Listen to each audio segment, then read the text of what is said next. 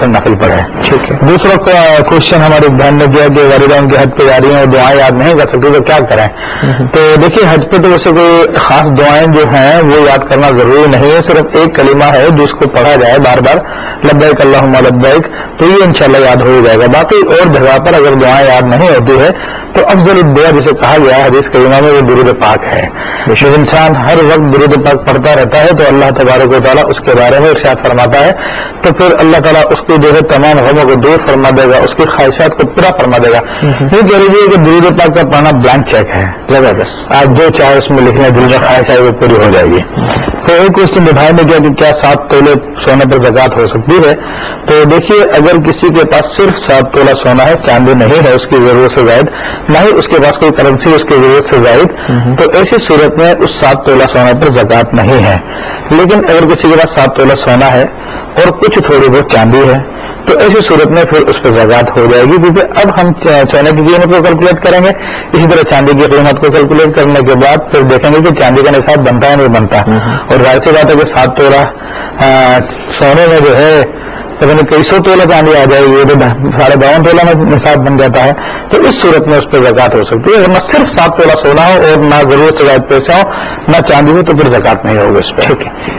ایک اور سوال تھا آپ کے پاس. ہاں, وہ دوسرا کوشچن جو بیان نے دیا تھا وہ سمجھ نہیں سکا, سن نہیں سکا میں, تو یہ 3 کوشچن ہمارے پاس آئے. اچھا, انہوں نے یہ کہا تھا کہ ایک تو وہ جوائنٹ فیملی کے حوالے سے بات کر رہی تھی اور دوسرا انہوں نے کہا تھا کہ ان کی والدہ حج پر جا رہی ہے. حج کے حوالے سے میں نے, جی ہاں وہی اسی کو حج سے وہی مکس اپ ہو گیا تھا. جی ناظرین, آپ دیکھ رہے ہیں پروگرام آپ کے مسائل اور آپ ہمیں کال کر سکتے ہیں, اور اس وقت ہمارے ساتھ ایک اور کالر موجود ہے, دیکھتے ہیں کہ وہ کیا پوچھنا چاہتے ہیں. السلام علیکم. السلام علیکم. ہلو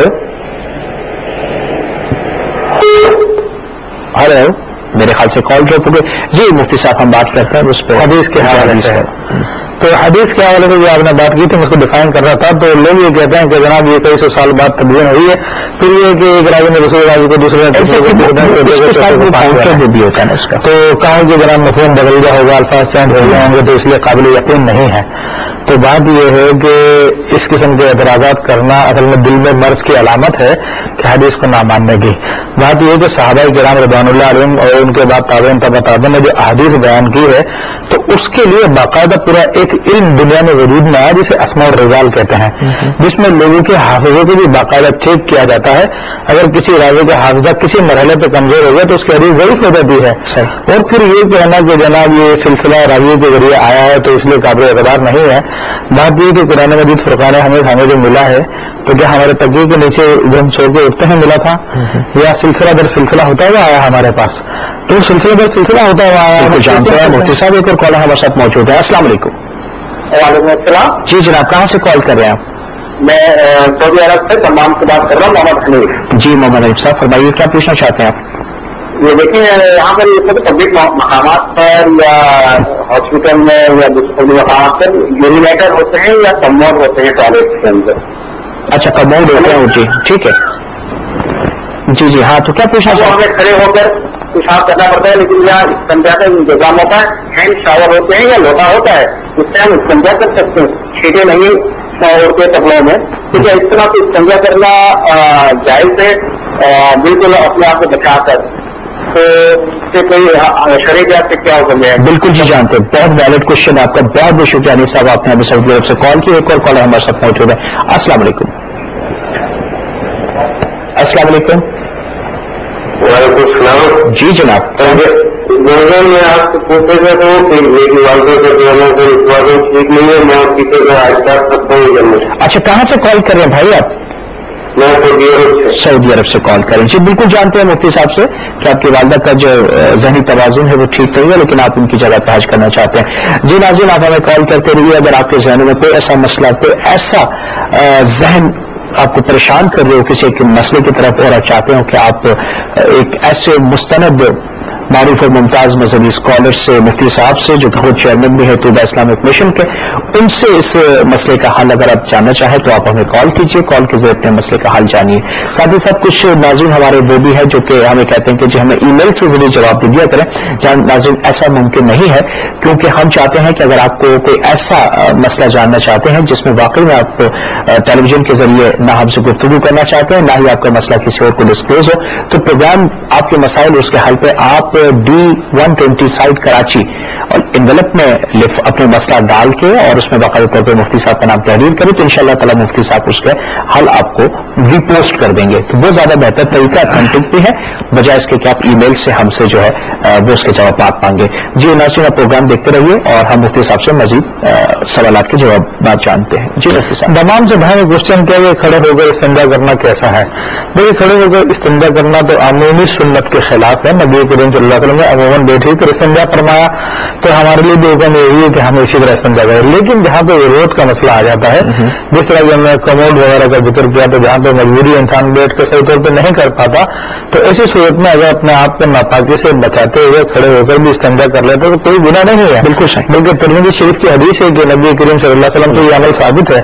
عطا رسول اللہ صلی اللہ علیہ وسلم صبح تقوم فبال قائما، کہ سرکار دو عالم صلی اللہ علیہ وسلم ایک قوم کی کچرا پھینکنے کی جگہ پر تشریف لائے اور آپ نے وہاں پر کھڑا ہو کر جو ہے بول مبارک فرمایا. تو یہ ایک ضرورت کا موقع تھا جس کو محدثین نے لکھا. تو اسی طرح کسی شخص کو بھی ضرورت پیش آئے تو کھڑے ہو کے کر سکتا ہے. بالکل صحیح. تو ایک کوشچن سعودیہ سے باہر ہوگا کہ ان کی والدہ کا ذہنی توازن ٹھیک نہیں ہے تو ان کی درس حج کرنا چاہتے ہیں. تو بات یہ ہے کہ اگر ذہنی توازن ٹھیک نہیں سے مراد یعنی میڈ ہیں، پاگل ہیں، تو پھر تو حج فرض ہی نہیں ہے کہ شریعت مطالعہ اس پہ فرض نہیں فرماتی ہے. ہاں البتہ یہ ہے کہ کبھی بگڑ جاتا ہے، کبھی درست ہو جاتا ہے، تو ایسی صورت میں پھر یہ ہے کہ درستگی کی حالت میں لے جائیں اور کم سے کم یہ کہ ان مقامات مقدسہ کی زیارت تو کر لے تاکہ ان کے اگر ان کے نام سے حج کیا جا رہا ہے یا اگر ان کا ذہن تو پہلے کالر کو شامل کرتے ہیں مفتی صاحب، پھر ہم کنٹینیو کریں گے پروگرام میں بقیہ سوالات ان کے جوابات کے. السلام علیکم. وعلیکم السلام. جی جی الحمد للہ. آپ کیسے ہیں؟ خیریت سے؟ اللہ پاک کا. جی میرا ایک سوال ہے. جی ضرور پوچھیے بھائی. اور پوچھنا یہ تھا کہ ہم نے کتا رکھا ہوا تھا گھر میں، تو کئی لوگوں نے کہا کہ یہ گھر میں کتا رحمت کے فرشتے دور ہوتے ہیں، اسے یہاں سے نکال دیں. ٹھیک ہے. 2 ماہ رکھا تھا، وہ اتنا انس ہو گیا اس کے ساتھ، بچے نے رکھا تھا تو یہ اس کی یہ بھی خاصیت تھی کہ وہ رات بھر جاگتا رہتا ہے دروازے کے پاس. اچھا. تو ہم یہ نہیں ضروری اب کہیں گے کہ چوکیداری کرتا رہے، لیکن وہ رات بھر جاگتا رہے وہ وفاداری کے ساتھ. اب یہ پوچھنا تھا کہ وہ جہاں چھوڑ کے آئے تھے نا، تو 1 گھنٹے کے بعد اس نے کھانے کے لیے کچھ کھلایا اس کو، تو کھولا تو پھر گھر میں پا کے آ گیا. اچھا. اب اسے ہم پھر لے کر آئے ہیں واپس. تو میرے بیٹے نے کہا کہ میں نے اسے دیکھ کے آنا ہے. ادھر دیکھ کے آئے تو آگے رونا شروع کر دیا کہ وہ لے کر آئے. وہ بیٹا بھی رونا شروع کر دیا کہ اس کو لے کر آئے. ہم لوگ بھی پریشان تھے کہ بچوں کی مانے یا وہ لوگ کہتے ہیں جی اور سنا کہ رحمت کے فرشتے نہیں آتے. اب اس سلسلے میں مفتی صاحب سے یہ پوچھنا تھا کہ کیا یہ کتا رکھنا جائز ہے یا نہیں؟ جی بالکل جانتے ہیں مفتی صاحب سے. بہت بہت شکریہ جی آپ نے ہمیں کال کیا. ایک اور کالر ہمارے ساتھ پہنچ ہوتے ہیں. ناظرین دیکھتے ہیں کہ وہ کیا پوچھنا چاہتے ہیں. السلام علیکم. وعلیکم السلام. جی بہن کیا پوچھنا چاہتی ہیں آپ؟ جی میں نے یہ پوچھا کہ ہمارے فکر میں کہتے ہیں کہ آپ لوگ صبر کی دعا میں کیا کریں؟ کس کس دعا کیا صبر کے لیے کہ جو صبر کی دعا کریں اس پر آپ مان چاہتے ہیں. اور دوسروں کو اچھا یہ کہ پہلے میں ہمارے جو سے صبر ہوتے کبھی ان سے شریک ان سے قدر نہیں کیا کرتے ہیں. اب ہم نے شروع کیا تو وہ لڑائی وغیرہ رکھا ہوا ہے مسئلہ کیا شریک قدر ختم کرتے ہیں. ٹھیک ہے جی بالکل جانتے ہیں مفتی صاحب سے. بہت بہت شکریہ. جی ناظرین پروگرام آپ کے مسائل اس کا حل آپ دیکھ رہے ہیں. اس وقت ہمارے ساتھ کراچی اسٹوڈیو سے میرے ساتھ تشریف فرما ہے معروف ممتاز مذہبی اسکالر مفتی ابوبکر صدیق صاحب. آپ سے گزارش ہے کہ اگر آپ کے ذہن میں کوئی ایسے مسئلے مسائل ہوں تو آپ ہمیں کال کے ذریعے اپنے ان مسئلوں کا حل جان سکتے ہیں ہمارے اس پروگرام کے ذریعے. جی مفتی صاحب. کتے رکھنے سے متعلق کوشچن کیا تو دیکھیں کتا انسان سے بڑا مانوس ہو جاتا ہے اور اس کی وجہ بھی جو ہے یہ واقعہ بیان کیا جاتا ہے. بعض کتب میں نے بھی پڑھا کہ جب اللہ تبارک تعالیٰ نے سیدنا آدم علیہ السلام کو پیدا فرمایا تو سارے فرشتے ہدایت کرنے کے لیے آئے. ابلیس ملعون بھی آیا اور حضرت آدم علیہ السلام کے پتلے کو دیکھا. اس وقت آپ کا پتلا تھا تو اس نے غضب کے ہمارے تھوک دیا معاذ اللہ آپ کے جسم پر. تو جس مقام پہ تھوک گرا تھا تو اسے نکال کے سائڈ میں کر دیا گیا تو وہ ناف کی جگہ بنی ہے. تو یہ اس تو فطرت میں ہے. لیکن جہاں تک کتا رکھنے کا تعلق ہے تو شریعت مطالعہ بغیر ضرورت کے کتا رکھنے سے منع فرماتی ہے. آپ کہیں چوری ہو رہی ہے, ڈاکے ہو رہے ہیں, گھر کی حفاظت مقصود ہے تو پھر تو شریعت مطالعہ اجازت دیتی ہے. ادروائز اس کو رکھنے سے واقعی رحمت کے فرشتے نہیں داخل ہوتے. نبی کریم صلی اللہ علیہ وسلم کی واضح حدیث ہے بخاری شریف میں, مسلم شریف میں, کہ لا تدخل الملائکۃ بیتا فیہ کلب ولا صور, کہ فرشتے اس گھر میں داخل نہیں ہوتے جس میں جھپا یا تصویر ہو. خود نبی کریم صلی اللہ تعالی علیہ وسلم کے گھر میں ایک مرتبہ چھوٹا کتے کا بچہ داخل ہو گیا چرپائی کے نیچے, تو پھر ایک عرصے تک جو سیدنا جبریل امین جو سرکار دو عالم صلی اللہ علیہ وسلم کی خدمت میں حاضر نہیں ہوئے. اور پھر جب کتے کو نکالا گیا تو پھر آپ کی خدمت میں وہ حاضر ہوئے, باہر ملتے تھے نبی کریم صلی اللہ علیہ وسلم سے. تو دوسرا کوشچن ہم سے یہ کیا کہ بہن میں کہ صبر کی دعا نہ کیا کریں.